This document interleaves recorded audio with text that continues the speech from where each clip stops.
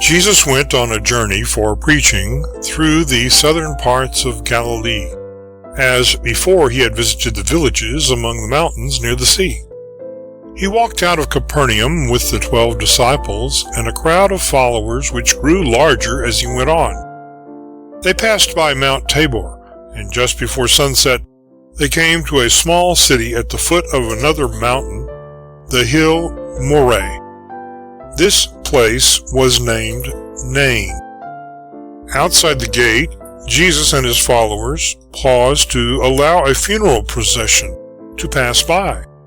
In front were women wailing aloud, flinging their arms up and down and chanting a song about the young man who had died.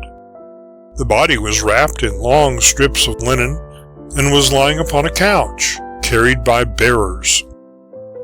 After it walked an old woman, the young man's mother, who was a widow, burying her only son.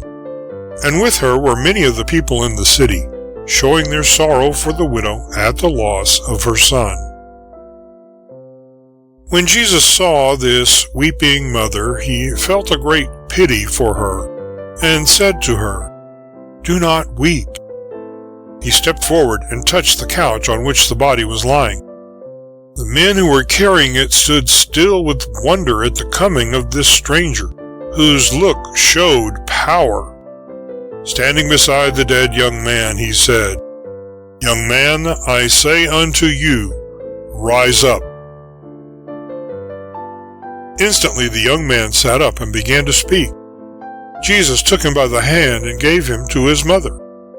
She received him into her arms and found his cold body now warm with life, the dull eyes now bright.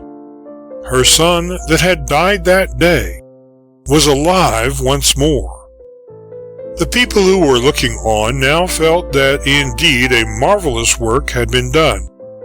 Many of them had seen Jesus before and knew him, and even those who had not seen him had heard of him, and said, "This must be that great teacher from Nazareth." Many fell on their faces before him, and some said, "A great prophet has come among us," and others said, "Surely God has visited his people." The news that Jesus had raised a dead man to life spread through all the land and even to the countries around. More and more people after this sought to see Jesus and to hear his words.